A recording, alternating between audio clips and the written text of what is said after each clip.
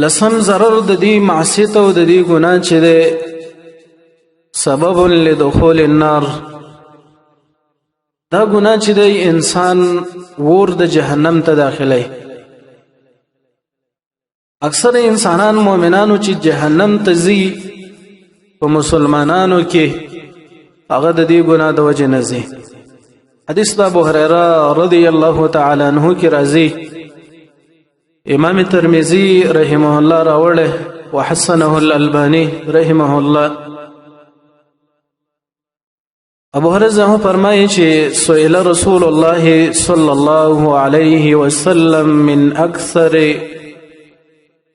ما يدخل الناس الجنه. و د رسول الله سلام نه تپوس وکړش چې ډیر د هغه خلکونه من اکثر ما يدخل الناس الجنه، ډیر هغه خلک چې جنت ته داخليږي په څه باندې داخليږي. و رسول الله صلی الله علیه وسلم ورته دوشي نه خودل چې تقوا الله وحسن الخلق، ځان کې د الله یره پیدا کول او دوهم ځان کې خیسته اخلاق پیدا کول. په سړی غواړي چې جنت ته داخل شي نه دا دوړه جامع صفاتونه دي، د الله یره او دویم خیسته اخلاق چې زمنګ معاشره د دې صفت نه خالی ده وارده. اخلاق به په ډیر کم خلکو کې مند کی. اته تاسو شو د رسول الله صلی الله علیه وسلم نو من اکثر ما يدخل الناس النار، اکثر چې ډیر خلک جهنم ته داخلي یا رسول الله په څه باندې داخلي. و رسول الله ورته فرمایل چې الفم والفرج، د خلی د لارې ډیر خلک جهنم ته ځي ځکه بے باکی کې د سره بس جو به چې هر قسم و سره ولا د دې پروا نه کوي. او دویم دا غین رسول الله و فرمایل چې د عورتونو د لارې ډیر خلک جهنم ته ځي. بلکې حدیث د سموره کې راځي وای رسول الله صلی الله علیه وسلم چې کله سحر رااله منځ به چې وکړو د منځنه برسته کېناست او د صحابونو به تاسو کو چې آیا تاسو کې چا خوب لیدل نه لیدل.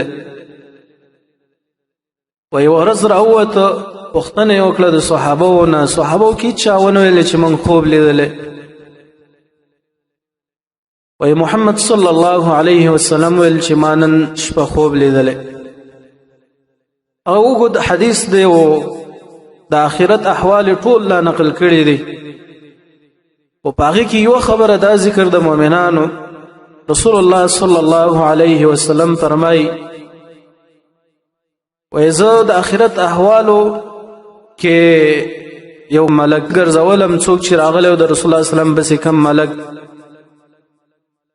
وای په دې کې زه په یو ځمانه ورتیر شم على ثقب مثل التنور اعلاه ضيق واسفله واسع. ويخلو په شکل د تنور باندې چې پاس طرف تنګو او لاندې طرف ډیر پراخه و دي منځ کې اور بلیده او دا لمبه به چې راوختله بربند خلق او بربند زنانه به پکې راوختله. وای ما ته پوښتنه چې دا خلک څوک دي؟ وای ما ته چې مخکې لاړ شه به په خل د حدیث کې راځي چې رسول الله ته دا ټول عذابونه وخدل. وای دا هغه خلک دي فإنهم الزنات والزواني، وای دا هغه خلک دي چې په دنیا کې زناونه کول او هغه زنانه دي چې په دنیا کې زناونه کول. په یو بل روایت د ابن حبان کې راځي وای ما دا خلک ولیدل چې اشد انفتاحا وسخل سیدلیو، دا غټ خېټې جوړې شوې وي، بدنونه وجود ټول طرفونه پر سیدلیو او ډیر بدبوی او بد منظر وراو او دا غي بوی د مراحیز او د بیت الخلا نه ډیر بدو چې د دې نه راخته. وای ما ته پوښتنه چې دا خلک څوک دی؟ ورته ویل شو چې دا زناکار سړی او زناکار خزې دي. مؤمنانو د زنا لار جهنم ته دلې ده، د زنا لار د الله غصې ته دلې ده. کله چې دا وسایل ته کولاوي په خپل موبایل کې او انټرنیټ کې بلکې د جهنم په لار باندې تا مسیر او تک شروع. امام زاهبی رحم الله په الکبائر کې لیکي وایي چې په زبور کې دا خبره لیکل شوی و وایي زناکار خلک چې دي د قیامت په ورځ معلقون من فروجهم وایي د قیامت په ورځ به د عورتونو نه زوړندي په جهنم کې پړ مخې به زوړند وي، کونډې به ورته اچول شوي وي او دارنګې چابکونه به په دې باندې به وال کېږي. وایي چغې سورې به وباسي، وایي ملائک به ورته وایي چې چغې مه وباسئ. وایي تاسو کې د الله رب العزت نه حیا نه وه چې دا ګناهونه م کول، تاسو چې دې ګناه ته نږدې کېدلې خاندلې خوشحاله وئ او فخر هم کوو، اوس دا عذابونه او تکلیفونه برداشت. ای د ایمان والاو، ای مؤمنانو، یو سړی د 5 منټه او یو 3 منټه او 4 منټه لذت باندې ولې یو سړی داسې عذابونه ځان ته والي چې ته اوس مړ شي او یو سړی په دې ګناه کې ګرفتار او توبه ونه باسي تر قیامت او ورځ پورې به دا سړی په جهنم کې دغه عذابونه ورکولی شي. دا یو څومره جرم دی.